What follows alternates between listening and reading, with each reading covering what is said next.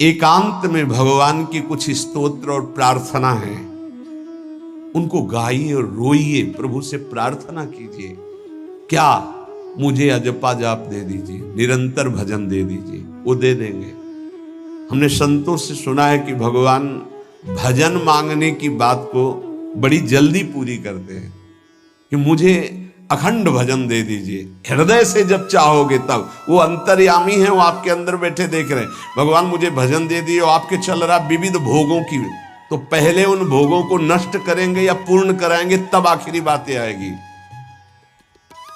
जब विभीषण जी श्री भगवान के सन्मुख गए तो भगवान ने सबसे पहली बात पूर्ण की, जो लंका में चलते समय भाव आया था कि भगवान के चरणों का आश्रय लेकर उनके बाहुबल से इस रावण का विनाश करके जिस सिंहासन पर बैठकर इसने लात मारी, यहीं बैठूंगा आके। पहला काम किया, समुद्र का जल मंगाकर लंकाधिपति पद पर अभिषिक्त कर दिया। लंकेश कह के उन्होंने कहा कि प्रभु उर्कछु प्रथम वासना रही, प्रभु पद प्रीति सरित सो वही। प्रभु आपके चरणों के दर्शन से कोई कामना नहीं। भगवान कहते नहीं, पहले कामना की थी उसकी पूर्ति ले। हम भगवान से भजन मांगेंगे, साथ में नाना प्रकार की वासनाएं हैं, तो इसीलिए जब बहुकाल करी सत्संगा, सत्संग सुनते सुनते ये दिमाग में बैठ जाता है कि भोग वासनाएं, कामनाएं ये हमें फंसाने वाली हैं, हमें नहीं चाहिए। जब आपके अंदर से उदासीनता आएगी, तब भजन की मांग पूरी हो जाएगी। कभी कभी भगवान का गुणानुवाद करके एकांत में रोया करे साधक। कभी रोना आता है अपने इंद्रिय और मन के विलास की पूर्ति ना होने पर। इतने मोटे मोटे आंसू गिरते, तब लगता है कितने कीमती आंसू कितने घटिया जगह में गिरा रहे हो। अरे इन्हीं से प्रभु को खरीद लेते हैं। अगर उनके लिए रो देते तो इतने करुणामय है वो कि आपको आभास होने लगता। भले हम अंतःकरण उस कोटि की व्याकुलता नहीं कि मेरे प्रभु हम पर कितनी कृपा कर रहे हो। अगर हृदय से उनको पुकारे तो निश्चित वो अनुभव में आ जाते हैं।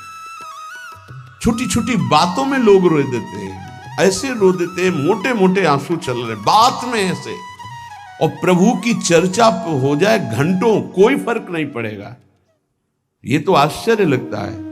और भक्तों को चाहे जितना भीषण कष्ट हो, कभी आंसू नहीं निकल सकते। जब आंसू निकलेंगे तो भगवत भाव में निकलेंगे। कह रहे नारायण स्वामी कि अजपा जाप के लिए भगवान से प्रार्थना करो। कभी कभी एकांत में उनके स्तोत्र हैं, गुण हैं, उनको गा गा कर रो, उनसे प्रार्थना करो, हे दीन बंधु मुझे अपना अखंड भजन दे दो। जो चाहिए सब प्राप्त हो जाएगा। भजन से क्या नहीं प्राप्त हो सकता। एकांत में बैठकर रोने से, ऐसे प्रतिदिन जब आप नियम बना करके प्रभु से प्रार्थना करेंगे। मीराबाई जी ऐसा ही करती थी, रात्रि में गिरधर से बात करती थी, प्रार्थना करती थी। नारायण स्वामी जी कह रहे हैं उपासक ये बिल्कुल ध्यान रखे, यदि नाम सिद्ध करना है तो झूठ बोलना शपथ पूर्वक त्याग दे। झूठ नहीं बोलूंगा, सत्य बोलना इस अजपा जाप के लिए निहायत जरूरी है, निहायत जरूरी है। प्रार्थना है, काहे को मलिन करे जिह्वा। जब हम भगवत मार्ग में चल रहे तो ये याद भूल जाती है हमें कि हमें सत्य ही भाषण करना है, असत्य नहीं बोलना। ये हमें भूल जाते हैं। क्यों भूल जाते हैं? क्योंकि माया का ऐसा प्रभाव। अगर हम भजन के प्रेमी हैं, भजन बढ़ाना चाहते हैं, तो हम झूठ क्यों बोले? सारे जगत में जो भी तुम्हारे सामने आवे, दृष्टि से उसको जरूर देखकर एक बार प्रणाम करो। मेरे प्रभु इस जीव जंतु के रूप में, जड़ के रूप में, चैतन्य के रूप में। इससे तुम्हारे हृदय में पवित्रता बढ़ेगी, अजपा जाप चलने में सहायक होगा। सत्य बोलना, भगवान से एकांत में रोकर प्रार्थना करना, सबके प्रति भगवत भाव रखकर प्रणाम करना, जिससे तुम्हारा कहीं दोष दर्शन नहीं होगा। किसी के मन को दुखाने वाली कभी बात न कहे, किसी को दुर्वचन न कहे, किसी का वैर भाव अपने हृदय में स्वीकार न करे। ये साधन मैंने स्वयं किया है। नारायण की कृपा से इस दास को वेदांत का भी पूरा ज्ञान है और भक्ति मार्ग का भी, दोनों का आखिरी भाव समदर्शिता है, चाहे भक्ति से चाहे ज्ञान से। सब में ब्रह्म देखना, सब में वासुदेव देखना, सब में इष्ट देखना।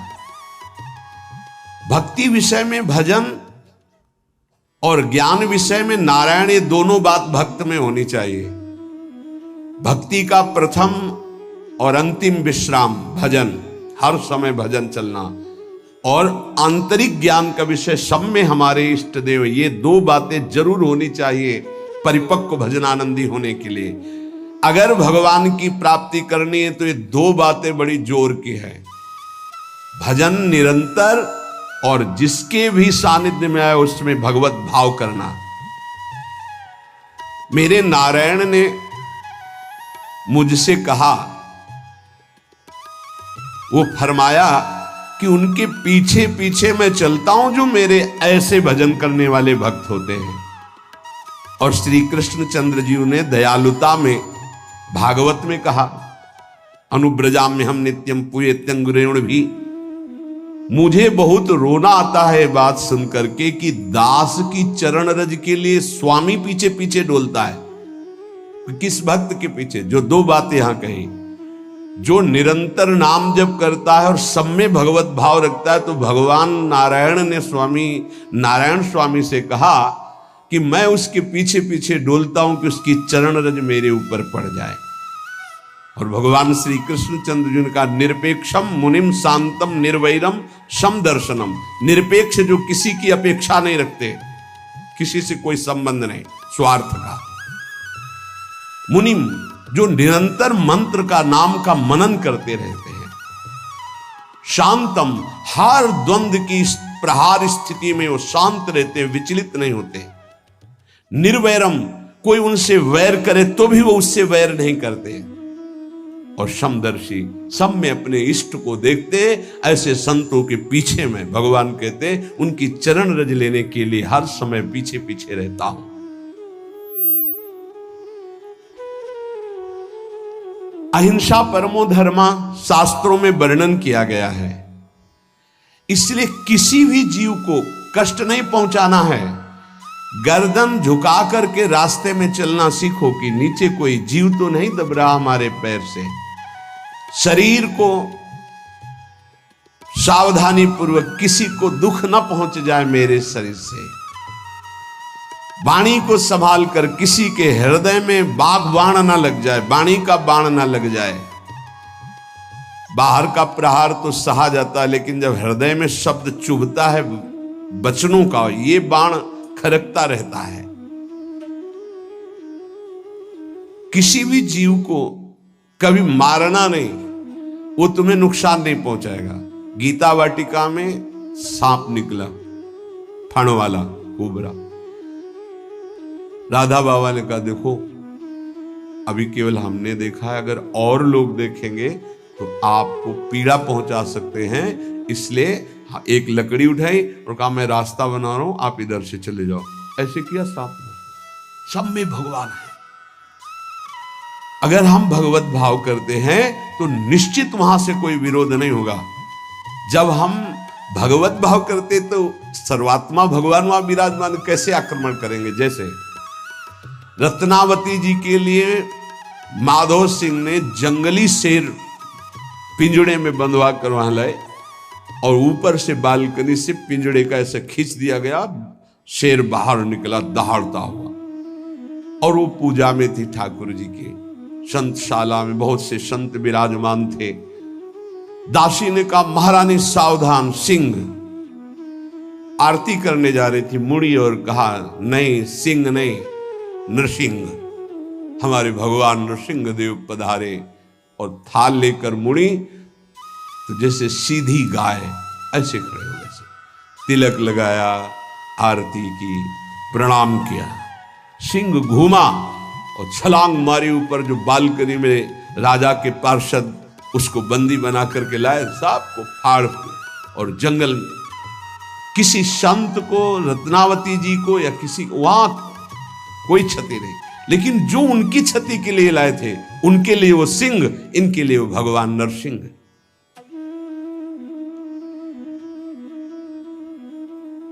यथा योग्य दूसरे की सहायता करना, ये अपने भजन को बढ़ाने के लिए अत्यंत आवश्यक है। नारायण स्वामी जी कहते हैं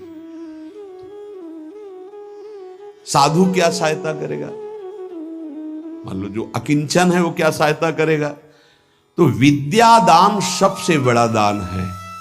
तुमने जो शास्त्रों में स्वाध्याय किया है, जो अनुभव किया है, वो दूसरों को दो। जो अधिकारी है, जो दैन्य है, जो सुनना चाहता है, उसे जरूर सुनाना चाहिए। जो विद्या का दान करता है, भगवान का भजन बहुत सहजता से होने लगता है। दूसरे को भजन में लगाने की बात, इसीलिए जैसे आप गृहस्थ में हैं तो आप अपने परिवार के छोटे बच्चे बड़े सब 5 मिनट आप राधा राधा कहिए, आप 10 मिनट भजन कीजिए, आप स्वयं कीर्तन कीजिए, पूरे परिवार को सुनने को मिले, बहुत लाभ मिलता है। सब अगर नगर कीर्तन करें तो लाखों लोगों के पाप नष्ट हो जाए, आपको बहुत जल्दी भगवत प्राप्ति हो जाए। ये साधन होते थे। अब क्या हो गया कि इतनी भजन के प्रति लघु बुद्धि हो गई कि शर्म लगेगी कि हम पूरे गांव में कैसे कीर्तन करें। जो शर्म लगने वाली बातें, उनमें शर्म नहीं, नाम जप में शर्म लगेगी कि हम 10 लोग मिलकर नगर कीर्तन करें। पहले ऐसा था, प्रातः 4 बजे गांव के 10-20 लोग बड़े बूढ़े मंजीरा लेकर, ढोलक लेकर के आसपास गांव में फेरी देते थे, जिसे प्रभात फेरी कहते थे, और वो नाम कीर्तन करते हुए कितनी सुंदर प्रथाएं थी। शाम के समय रामायण या भागवत की कथाएं, कोई जो पढ़ा लिखा है वो सुना रहा है, 10-20-50 ऐसे आसपास के घरों के लोग बैठकर भगवान की चर्चा सुन रहे हैं। ये जरूर करना चाहिए, जो भजन के लिए बहुत उत्साह बढ़ता है। ध्यान करते समय, भजन करते समय मन तुम्हें घुमा घुमा कर माया में फंसाएगा। नारायण स्वामी का अनुभव, तुम्हें उसको घुमा घुमा के भजन में लाना है, ये युद्ध करना है। मन ने जो मांगा वही हम देने के लिए तैयार हो जाते हैं। ध्रुवदास जी कहते हैं, मन अब तक तूने जो कहा मैंने किया, मैं जो कहता हूं तुम्हें करना पड़ेगा। थोड़ा तो हिम्मत लाओ मन से लड़ने के लिए, और किसी से लड़ने की जरूरत नहीं। मन को जीत गए तो सच्चे गुरु बन जाओगे। मन को जिसने चेला बना लिया वही सच्चा गुरु नहीं। मन के सब चेला हैं, कोई बिरला ऐसा है जो मन को अपने शिष्य बना ले। बहुत ध्यान दीजिए, लाखों बार प्रश्न आते हैं। मन जब तुम भजन में बैठोगे तो घुमा घुमा कर माया में मारेगा, आपको वहीं गिराएगा। तुमको ये करना है कि उसे घुमा घुमा कर नाम में लाना है। चल राधा राधा राधा, तेरी एक बात नहीं सुनेंगे। इस साधन के करने से मन की शक्ति जो विषय भोगों में फंसाने वाली है वो कम हो जाती है। ध्यान दीजिए, बड़े अनुभवी महात्मा है नारायण स्वामी। बार बार जब आप अपने मन को संसार की तरफ जाते हुए से घसीट कर नाम में लाएंगे तो कमजोर पड़ जाएगा और वो तुम्हारे अधीन होने लगेगा। मन जिसने अधीन कर लिया वो साक्षात भगवत स्वरूप हो जाता है। मन मारिया तन बस में की ना, हुआ भरम सब दूर। बाहर से कछु दिखत नाही, अंदर चमके नूर। आपो त्याग जगत में बैठे नहीं किसी से काम, उनमें तो कछु अंतर नाही, संत कहो चाहे राम। वो भगवान का स्वरूप हो जाते हैं। मन की प्रत्येक स्फुरणा पर ध्यान रहे, वो तुम्हें संसार की तरफ घुमा घुमा कर मारेगा, तुम्हें घुमा के नाम में लाना है। ये साधन तुम्हें अजपा जाप में स्थित करेगा। मन रूपी दर्पण को साफ करना है। जो जो वासना आवे उस वासना को नहीं भोगना है, इससे मन रूपी दर्पण साफ हो जाएगा। जैसे जैसे तुम वासनाओं को भोगते हो वैसे वैसे मन के ऊपर परत चढ़ती चली जाती है मल की, और जैसे जैसे तुम वासनाओं को नहीं भोगते हो तो मन निर्वासनिक होता जाता है। भोगने से सुख नहीं मिलेगा, ना भोगने से सुख मिलेगा। भोगने से शांति नहीं मिलेगी, ना भोगने से शांति मिलेगी। त्यागात् शांतिरंतरम, अब बहुत बुरा बैठ गया है ये हमारे हृदय में कि हमारे मन में जो आए वो भोग मिल जाए, हम सुखी, बड़ी कृपा। बोले जब से भजन शुरू किया बड़ा चमत्कार, जो चाहते हो जाता है। दुर्भाग्य, ये कोई सौभाग्य है? जो मन चाहे वो पूर्ण हो जाए, सौभाग्य नहीं है। फिर वो तुमको अधीन करके जो तुम नहीं चाहोगे वो भी करवा लेगा। सौभाग्य है कि मन जो चाहता है वो हम नहीं करते। जो शास्त्र में लिखा है गुरु आज्ञा, वही मन की बात मानते हैं। अभ्यास करते करते वासनाएं कम होने लगती, फिर वासनाएं नष्ट हो जाती, फिर स्फुरणा ही नहीं होती, अजपाजा प्रारंभ हो जाता है। विक्षेप यही वासनाएं पहुंचा रही भजन में। भजन से जो महासुख मिलता है तुम्हें कैसे बताऊं, नारायण स्वामी कह रहे हैं। मन को वश में करने पर जो सुख मिलता है वो ब्रह्मा को भी सुख नहीं है। अब आप सोच लीजिए, मन के अधीन होने पर दुर्गति तो सब देख रहे हैं, लेकिन मन को वश में करने पर जो सुख है वो परमेष्ठी पद ब्रह्मा में भी नहीं है। इसीलिए भक्त कहता है न पारमेष्ठ्यम न महेंद्र धिष्णम, नहीं चाहिए देवराज इंद्र का पद या ब्रह्मा का पद। ऐसा सुख स्वयं मिल गया क्योंकि मन अधीन हो गया। इसलिए इस दास ने स्वामी नारायण की कृपा से इस मन को अधीन किया। नेत्रों से जलधारा बहने लगी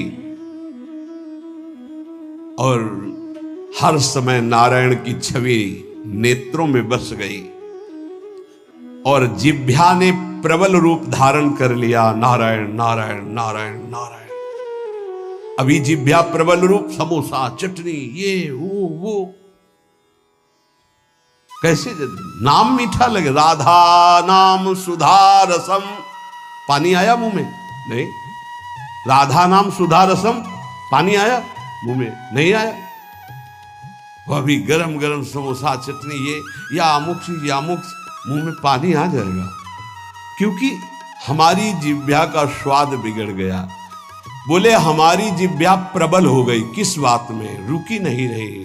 राधा राधा राधा राधा, जैसे राधा बाबा की। नारायण स्वामी जी कह रहे नारायण नारायण नारायण। हमने इसको कैसे वश में किया? बाजार में जाता, मिठाई की दुकान के सामने खड़े होता, जो सब चीज दिखाता, फिर कहता नारायण नारायण नारायण, कुछ नहीं मिलेगा, चलो। फल की दुकान में जाता, जगह जगह इसको हर चीज दिखाया, कुछ नहीं दिया, ये हमको जलाया, वो हम नारायण नारायण के द्वारा इसको शांत किया। माया ने हर चीज मंगवाकर हमारे सामने रखी पर नहीं खाया।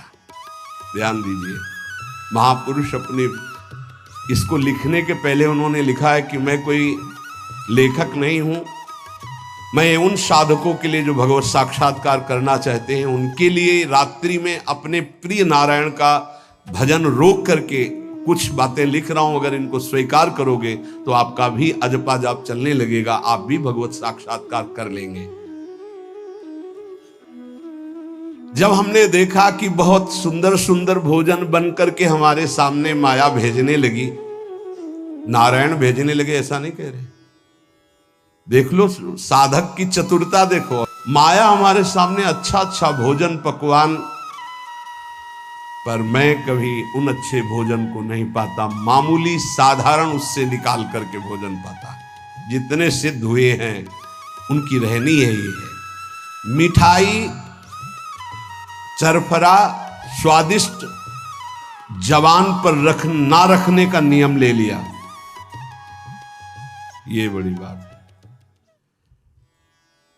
अभी कुछ समय पहले एक महापुरुष पधारे, उन्होंने पहले आजीवन मिठाई छोड़ दी, कोई मीठा, फिर नमक छोड़ दिया, फिर भगवदाकार वृत्ति में शरीर भी छोड़ दिया। क्या महापुरुषों ने पाया है कि हम प्राण और शरीरों को इस सब कुछ समझते। पहले ही बता दिया था 3 दिन पहले कि अमुक समय में शरीर छूटेगा और हंसते खेलते सबके सामने शरीर समाधिस्थ होकर